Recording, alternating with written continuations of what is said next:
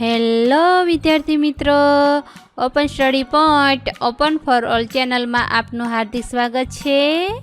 આજે આપણે શીખીશું ધોરણ 9 વિષય ગુજરાતી પાઠ 21 તેજમલના સ્વાધ્યાયના પ્રશ્નોના જવાબની સમજણ શીખવશું. તો ચાલો જોઈએ પાઠ 21ના સ્વાધ્યાયના પ્રશ્નોના જવાબની સમજ.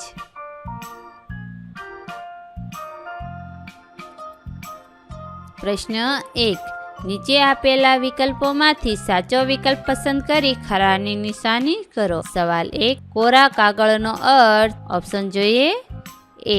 વાંચી ન શકાય તેવો પત્ર. બી. યુદ્ધની ધમકી ભર્યો પત્ર. સી. કશું જ લખ્યું ન હોય તેવો પત્ર. ડી. સફેદ રંગનો કાગળ. તો સાચો જવાબ છે બી. યુદ્ધની ધમકી ભર્યો પત્ર. સવાલ 2. દાદા શા માટે રડતા હતા? એના જવાબમાં ઓપ્શન જોઈએ. એ. દુશ્મનોના લશ્કરનો સામનો કરનાર પુત્રો નથી. બી. દાદાના દીકરાઓ યુદ્ધમાં શહીદ થયા હતા. સી. દાદાને પત્ર વાંચતા આવડતું નથી. ડી.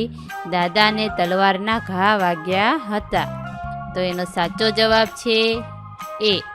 દુશ્મનોના લશ્કરનો સામનો કરનાર પુત્રો નથી, તેથી દાદા રડતા હતા.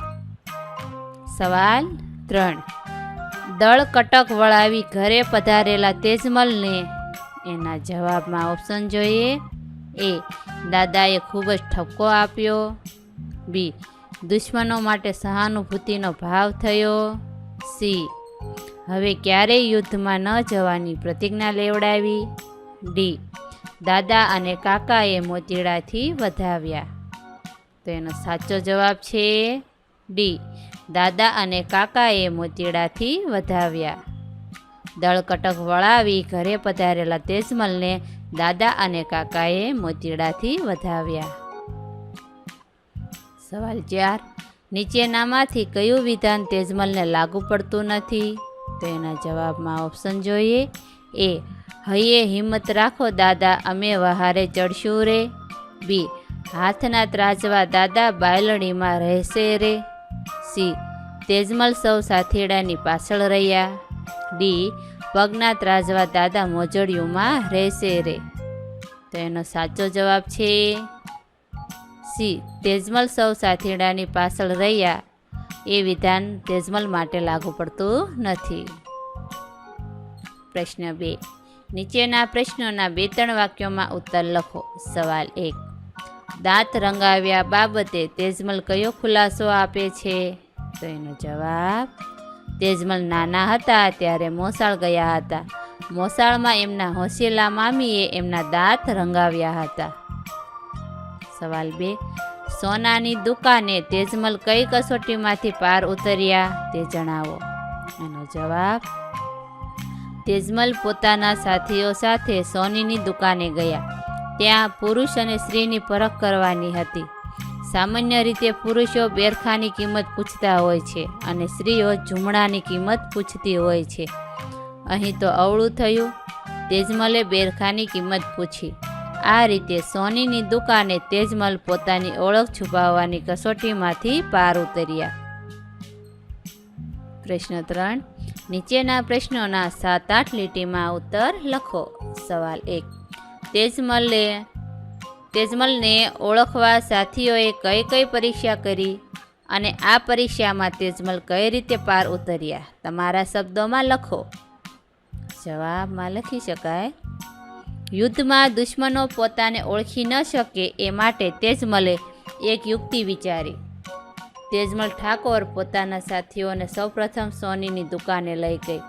તે જાણતી હતી કે ત્યાં સ્ત્રી અને પુરુષ બંનેની કસોટી થઈ જશે, કેમ કે પુરુષ બેરખાવામાં મોહાશે અને સ્ત્રી એના ઝૂમણામાં મોહશે. પરંતુ અહીં તો પુરુષો સ્ત્રીના ઝૂમણામાં મોહાયા, પણ તેજમલે તો બેરખા પસંદ કર્યા. એ પછી તેજમલ સાથીઓને વાણિયાની દુકાને લઈ ગઈ. ત્યાં પણ તેને થયું કે પુરુષ પાઘડીના મૂલ પૂછશે અને સ્ત્રી સુંદડીના મૂલ પૂછશે, પણ એમ થયું નહીં. સાથી પુરુષોએ ચૂંદડીની કિંમત પૂછી અને તેજમલે મોળીડું પસંદ કર્યું. આ રીતે તેજમલ પરીક્ષામાં પાર ઉતર્યા. સવાલ 2. શ્રી સહજ કઈ કઈ લાક્ષણિકતાઓ કાવ્યમાં વર્ણવાય છે? એ લાક્ષણિકતાને છુપાવવા તેજમલની શી યુક્તિઓ છે? વિગતે જણાવો. એનો જવાબ: તેજમલ લોકગીતમાં શ્રી સહજ લાક્ષણિકતાઓ વર્ણવાય છે. સ્ત્રીઓ મોટા ભાગે માથે વાળનો અંબોળો વાળે છે, કાનમાં અકોટા પહેરતી હોય છે, હાથ અને પગ પર છૂંદણા છૂંદાવતી હોય છે, દાંત રંગાવતી હોય છે અને નાક વિંધાવતી હોય છે. તેજમલમાં પણ આ જ શ્રી સહજ લાક્ષણિકતાઓ હતી. જ્યારે તેજમલે યુદ્ધમાં લડવાની અને એ રીતે પિતાને મદદ કરવાની વાત કરી ત્યારે પિતાની મૂંઝવણ એ હતી કે તેજમલ ઓળખાઈ જશે. તેજમલ એમ કંઈ હારે તેવી ન હતી. તેણે માથાના અંબોડામાં મોળિયું રાખી દીધું. કાનમાં પહેરેલા અકોટા ઢંકાઈ જાય એ માટે કાનની ફરતે બુકાની બાંધી દીધી. તેણે લાંબી બાઈની ચોળી પહેરીને હાથના છૂંદણા છુપાવી દીધા. પગમાં મોજડી પહેરીને પગના છૂંદણા છુપાવી દીધા. આમ તેજમલે આવી યુક્તિઓ કરીને પોતાની શ્રી સહજ લાક્ષણિકતાઓને છુપાવી દીધી. પ્રશ્ન 4. કાવ્ય પંક્તિ સમજાવો. હવે આપણે કાવ્ય પંક્તિની સમજ લઈશું. સિદ્ધને રૂવો છો દાદા, શું છે અમને કહો ને રે, દળકટક આવ્યું છે દીકરી વહારે કોણ ચડશે રે. એનો ભાવાર્થ લખી શકાય. દીકરી તેજમલ ઠાકોર દાદાને રડતા જોઈને પૂછે છે કે દાદા શા માટે રડો છો, શું કારણ છે એ અમને કહો. ત્યારે દાદાએ દીકરીને તેજમલને કહ્યું, આપણા રાજ્ય પર દુશ્મનોના સૈન્યએ આક્રમણ કર્યું છે, મારી મદદે કોણ આવશે?